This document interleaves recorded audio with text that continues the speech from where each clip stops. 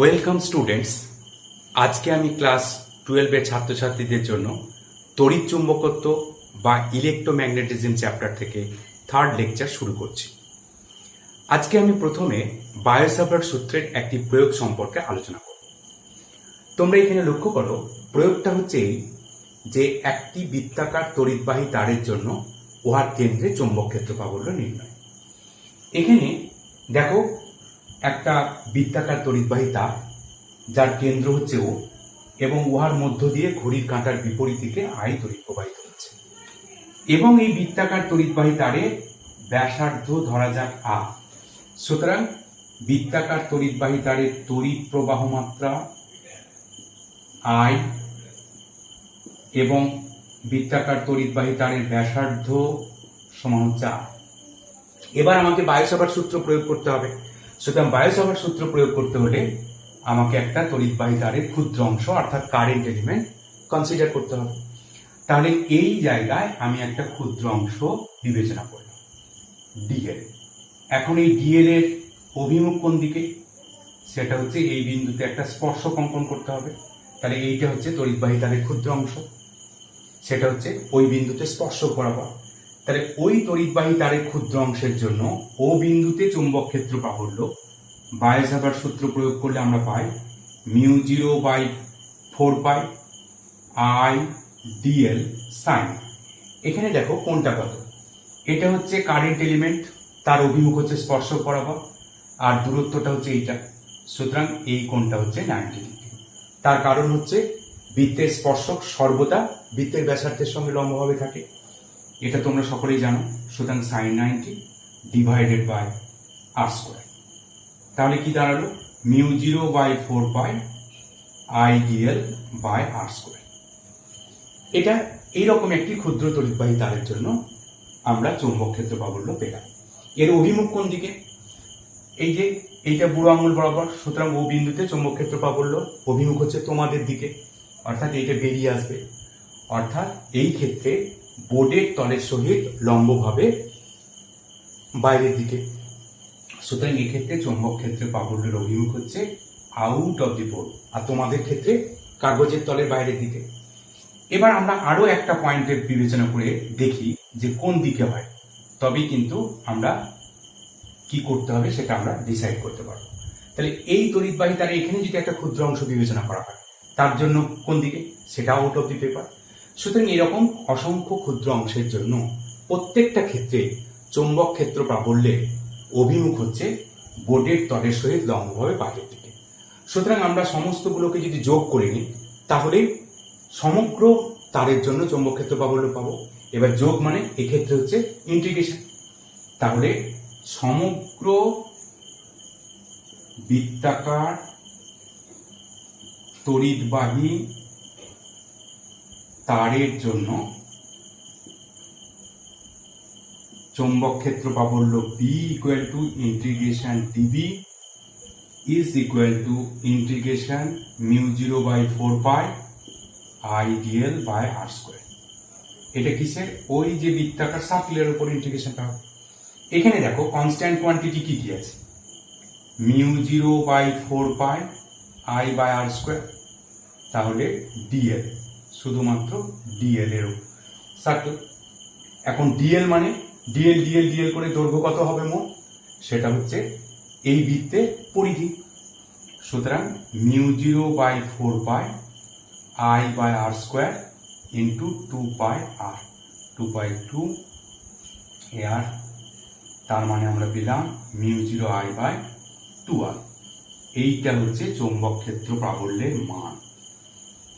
এবার যদি আমরা যেহেতু ভেক্টর রাশি, সুতরাং B = μ0I by 2r into phi cap, যেখানে ফাই ক্যাপটা বলে দেবে যে বোর্ডের তলের সহিত লম্বভাবে বাইরের দিকে একক ভেক্টর, আর তোমরা লিখবে কাগজের তলের সহিত লম্বভাবে বাইরের দিকে একক ভেক্টর। সুতরাং এটা হলো একটা বৃত্তাকার তড়িৎবাহী তারের জন্য চৌম্বক ক্ষেত্র প্রাবল্যের মান এবং অভিমুখ।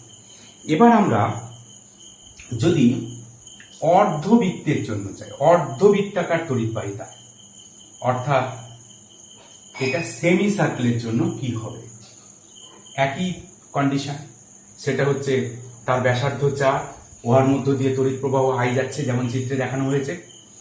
তাহলে আমার সেক্ষেত্রে কি হবে? তাহলে দেখো এই অংশটা কিন্তু একই হবে। তার কারণ হচ্ছে আমরা আবারও ক্ষুদ্র তড়িৎবাহী তারের একটা অংশ বিবেচনা করব, তার জন্য চৌম্বক ক্ষেত্র প্রাবল্য এটা পেলাম, এটা পেলাম। তারপরে এই অর্ধবৃত্তাকার তড়িৎবাহী তারের জন্য আমাদের বি ফর সেমি সার্কেল, আগে পেয়েছি আমরা সার্কেলের জন্য, তাহলে ইন্টিগ্রেশন ডিবি, তাহলে কি হবে μ0/4π I/r² ধ্রুবক, তাহলে ডিএল ইন্টিগ্রেশন হবে, কিন্তু সেটা হচ্ছে সেমি সার্কেল মানে অর্ধবৃত্তের উপর। তাহলে ডিএল ডিএল করলে তাহলে কি হবে? অর্ধবৃত্তের যে পরিধি সেটা হবে। সুতরাং এখানে হচ্ছে μ0/4π I/r², পাই আর 2π এর অর্ধেক হচ্ছে পাই আর, পাই পাই ক্যান্সেল, আর একটা তাহলে μ0I/4r। এবং এর অভিমুখটা আবারও কাগজের তলের বাইরের দিকে বা বোর্ডের তলের বাইরের দিকে লম্ব একক ভেক্টর মানে লম্ব হবে। তাহলে বি সেমি সার্কেল অর্থাৎ অর্ধবৃত্তাকার তড়িৎবাহী তারের জন্য চৌম্বক ক্ষেত্র প্রাবল্য, সেটাকে আমরা μ0I/2r ইন্টু হাফ লিখতে পারি। এবার এইটা কি? এইটা হচ্ছে সার্কেলের জন্য পেয়েছিলাম একটা বৃত্তাকার তড়িৎবাহী তারের, তার বৃত্তাকার তড়িৎবাহী তারের অর্ধেক, বোঝা গেল? সুতরাং অর্ধবৃত্তাকার তড়িৎবাহী তারের জন্য চৌম্বক ক্ষেত্র প্রাবল্য বৃত্তাকার তড়িৎবাহী তারের জন্য চৌম্বক ক্ষেত্র প্রাবল্য, বৃত্তাকার তড়িৎবাহী তারের জন্য যে চৌম্বক ক্ষেত্র প্রাবল্য তার অর্ধেক। এবার আমরা আরো একটা বিষয় করতে চাইছি, সেটা হচ্ছে এই বৃত্তাকার তড়িৎবাহী তার কিন্তু তার একটা চাপের জন্য, অর্থাৎ একটা বৃত্তচাপ যেটাকে আমরা বলছি আর্ক, এর মধ্য দিয়ে তড়িৎ প্রবাহিত হচ্ছে, এটা এই অংশের জন্য চৌম্বক ক্ষেত্র প্রাবল্য যেটা বৃত্তের কেন্দ্রে থিটা কোণ করেছে, এর জন্য চৌম্বক ক্ষেত্র প্রাবল্য কত হবে এবং কোন দিকে হবে? এবার দেখো এখানে একটা ক্ষুদ্র অংশ আমরা বিবেচনা করলাম এবং এই অংশের মানে যে বৃত্তের অংশ সেই বৃত্তের ব্যাসার্ধ হচ্ছে একই এবং তড়িৎ প্রবাহিত হচ্ছে আই। এবার দেখো এই ক্ষুদ্র অংশের জন্য চৌম্বক ক্ষেত্র প্রাবল্য কিন্তু এটাই হবে μ0/4π IdL/r², কিন্তু এই আর্কের জন্য চৌম্বক ক্ষেত্র প্রাবল্য বি আর্ক, সেটা হচ্ছে কি ইন্টিগ্রেশন ডিবি μ0/4π I/r², ইন্টিগ্রেশনটা হবে ডি এর উপর, এটা হচ্ছে একটা বৃত্তচাপের জন্য। এবার দেখো এই বৃত্তচাপের দৈর্ঘ্যটা কত হবে, বৃত্তের ব্যাসার্ধ এবং কোণ এই অনুযায়ী আমাদের প্রকাশ করতে হবে। এবার রেডিয়ান পরিমাপ অনুযায়ী তোমরা জানো যে বৃত্তের কেন্দ্রে যে কোণ করে রেডিয়ান পরিমাপ অনুযায়ী থিটা ইকুয়াল টু বৃত্তচাপ বাই ব্যাসার্ধ।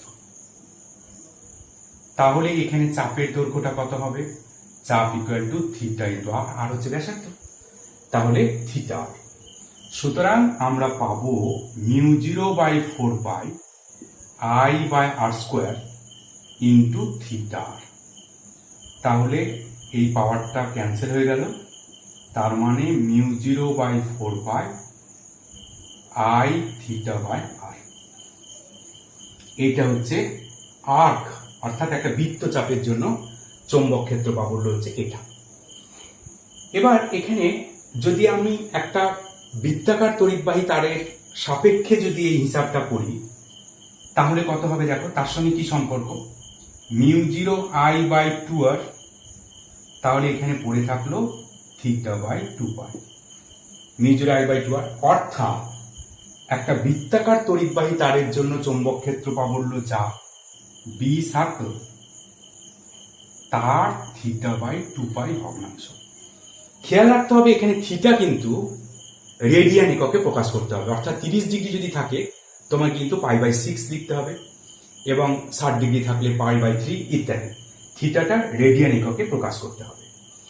যেমন আমি একটা এক্সাম্পল বলে দেই, সেটা হচ্ছে ধরা যাক যে আমার একটা কোয়াড্র্যান্টের জন্যই যদি আমরা করি, কোয়াড্র্যান্ট মানে হচ্ছে একটা পাত, তাহলে এরকম একটা বৃত্ত চাপ রয়েছে যার মধ্য দিয়ে আই রয়েছে এবং এটা হচ্ছে একটা বৃত্তের 1/4।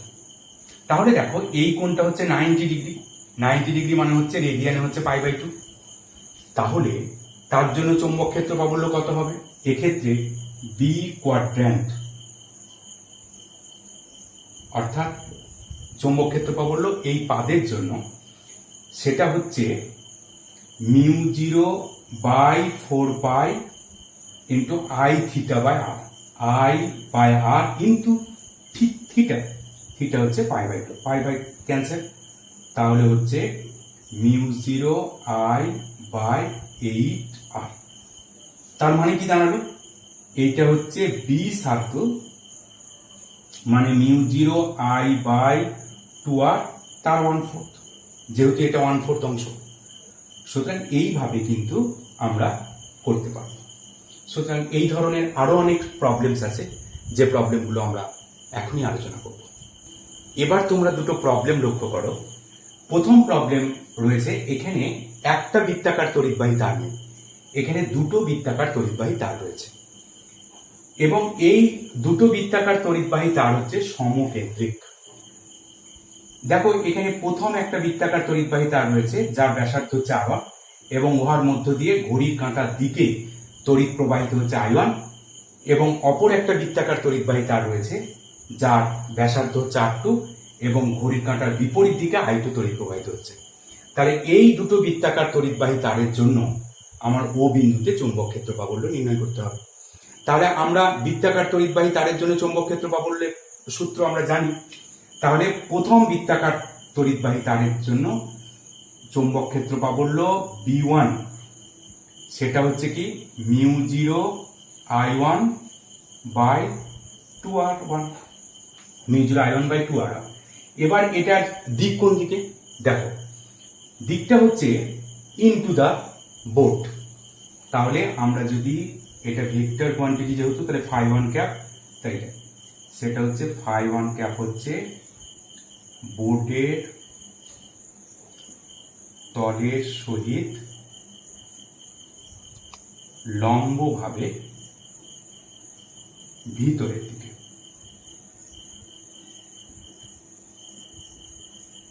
তার মানে এইটা আমরা এইটা একটা B1 যেটা, সেটা হচ্ছে ইনটু দা B1। ওকে, এবার দেখো বাইরে একটা তড়িৎবাহী তার রয়েছে যার ব্যাসার্ধ r2, তাহলে B2 ইকুয়াল টু কত? মানটা হচ্ছে μ0I2/2r2 ইন্টু এটা হচ্ছে φ2। এবার এটা ডাইরেকশনটা দেখো, এটা আউট অফ দি পেপার অর্থাৎ বাইরের দিকে। তাহলে φ2 হচ্ছে বোর্ডের তলের সহিত লম্বভাবে বাইরের দিকে, তোমরা কাগজের তলের সহিত লিখবে বাইরের দিকে। অর্থাৎ তাহলে B2 এই জায়গায় আমরা লিখতে পারছি না, এটা হচ্ছে B2 হচ্ছে আউট অফ দি পেপার। এবার এই দুটোর মধ্যে একটা বড় হবে একটা ছোট হবে, তার উপর নির্ভর করে লব্ধি যে চৌম্বক ক্ষেত্র প্রাবল্য হবে, অর্থাৎ B ইজ ইকুয়াল টু, যেহেতু দুটো ডাইরেকশন আলাদা, তাহলে সুতরাং B1 মাইনাস B2। তাহলে আমরা লিখতে পারি μ0/2 that is I1/r1 minus I2/r2। তাহলে আমরা এটা যেহেতু এইটাকে বড় করেছি, তাহলে এইটা হচ্ছে ভিতরের দিকে। এবার এটা যদি মনে করো যে এটা নেগেটিভ বেরোয়, তাহলে সেটা বাইরের দিকে হয়ে যাবে এই ভ্যালুটা। সুতরাং এক্ষেত্রে চৌম্বক ক্ষেত্র প্রাবল্য এভাবে নির্ণয় করতে হবে। এবার পাশাপাশি আরো একটা প্রবলেম দেওয়া আছে, তোমরা লক্ষ্য করো। এটা হচ্ছে, এটা যেমন একই তলে ছিল দুটো সমকেন্দ্রিক বৃত্ত, মানে বৃত্তাকার তড়িৎবাহী তার একই তলে ছিল, কিন্তু সেকেন্ড প্রবলেমের ক্ষেত্রে দেখো দুটো বৃত্তাকার তড়িৎবাহী তার একই তলে নেই। এটা কিরকম ভাবে রয়েছে এটা তোমরা লক্ষ্য করো।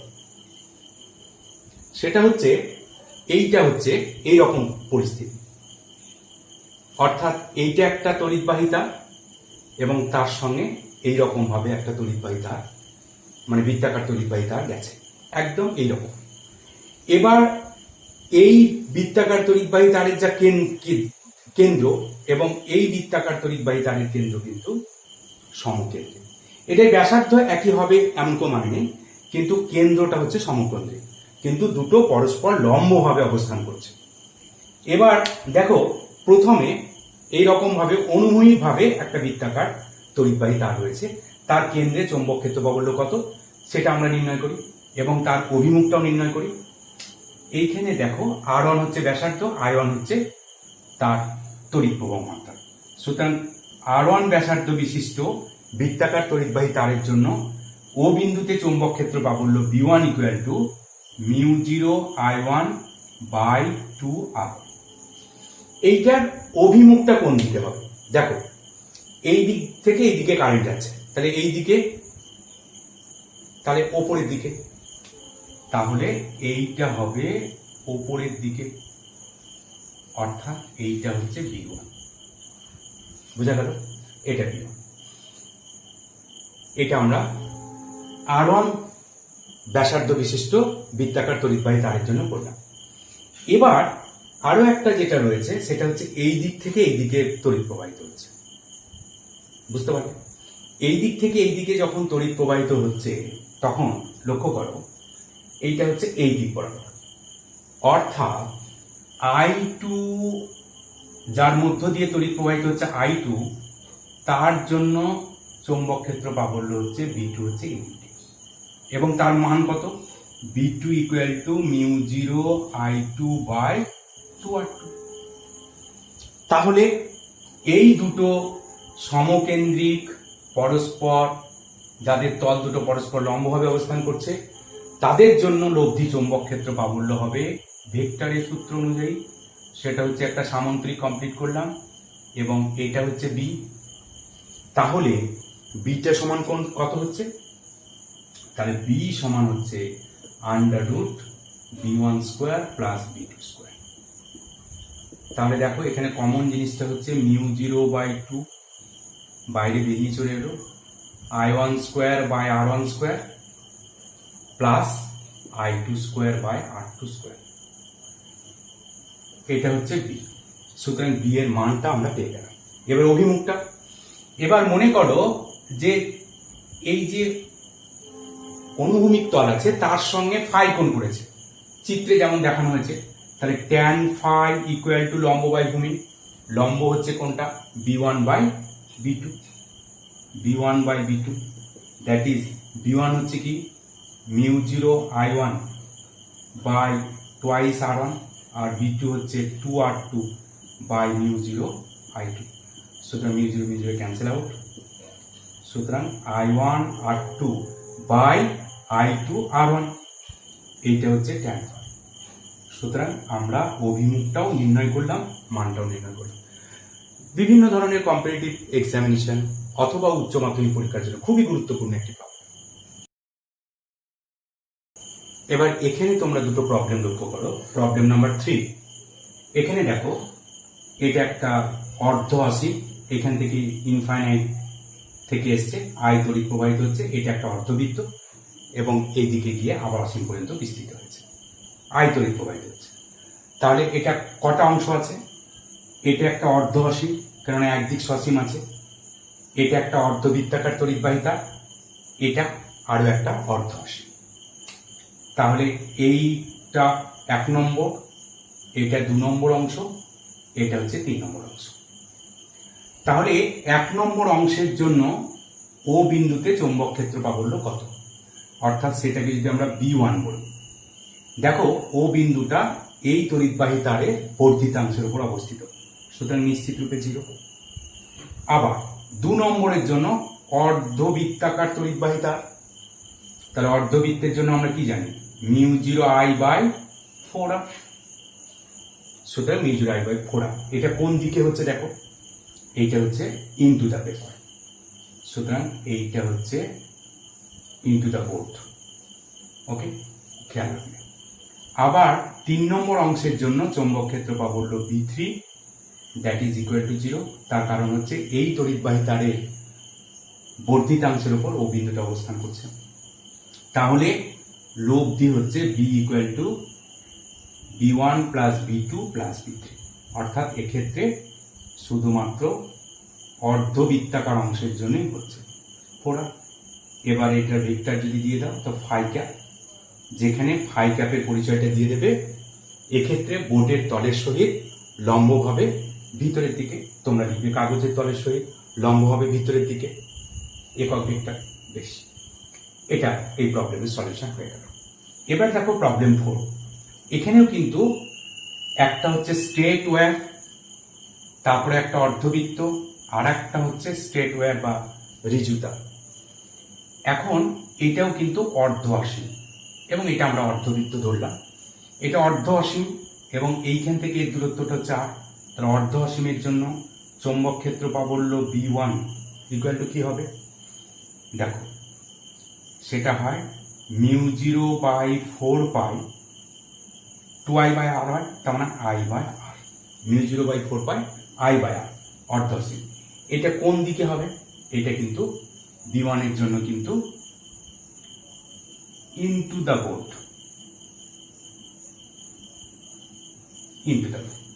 লিখে রাখলাম। আচ্ছা, নেক্সট হচ্ছে আমাদের সেমি সার্কেল অর্থাৎ অর্ধবৃত্তের জন্য, সেটা হচ্ছে B2। অর্ধবৃত্তের জন্য হচ্ছে B2 ইকুয়াল টু কি হবে? μ0I/4R। এটা কোন দিকে? এটাও কিন্তু ইনটু দ্য বোর্ড। আচ্ছা, তারপরে লক্ষ্য করে দেখো এইটা 3 নম্বর পার্টের জন্য চৌম্বক ক্ষেত্র পাবো হলো B3 ইকুয়াল টু, এটা হচ্ছে অর্ধ অসীম, সুতরাং μ0/4π, এটা I/r। ওকে, এটা হচ্ছে ইনটু দ্য বোর্ড, অর্থাৎ বোর্ডের তলের সহিত লম্বভাবে ভিতরের দিকে। সুতরাং লব্ধি চৌম্বক ক্ষেত্র পাবো হলো কত হবে? B equal to B1 plus B2 plus B3। এইটা তাহলে এটা যদি আমরা ক্যালকুলেশন করি সেটা হচ্ছে তোমরা পেয়ে যাবে μ0/4π, পাইটা কমন হচ্ছে না, 4R সবার ক্ষেত্রে, μ0I/4R, μ0I/4R, এটা হচ্ছে 1/π plus 1/4 plus 1/π, that is μ0I/4R into 2/π plus 1/4। সুতরাং এইভাবে তোমাদের এই সমাধান করতে হবে। এবার আরো একটা যদি সমস্যা আমরা বলি সেক্ষেত্রে কি হবে দেখো, প্রবলেম 5 এইরকম যদি বলা হয়,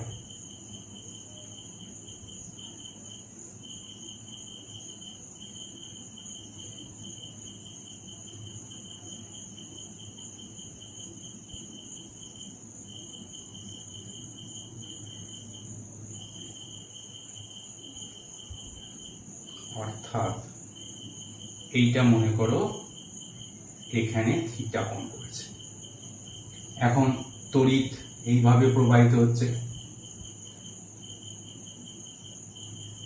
I,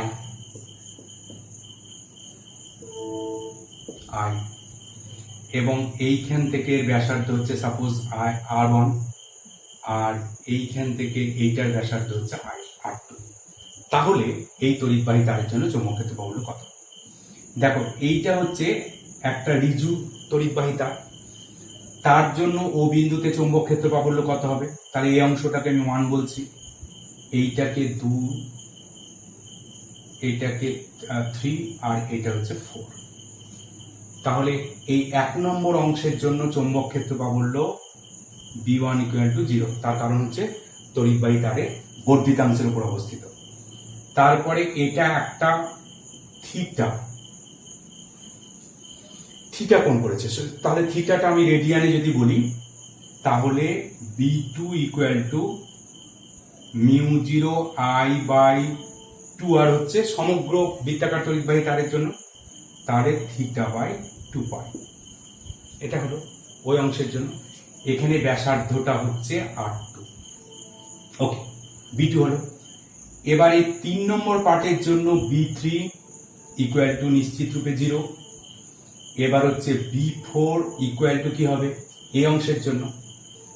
এবার এই অংশের জন্য আমরা দেখি, সেটা হচ্ছে μ0 I/2R1 ইন্টু θ/2π। এখানে ব্যাসার্ধটা হচ্ছে R1। এবার আমরা ডাইরেকশনটাকে কনসিডার করি, অর্থাৎ এইটার ক্ষেত্রে ইনটু দ্য পেপার, এইটার ক্ষেত্রে আমার আউট অফ দি পেপার।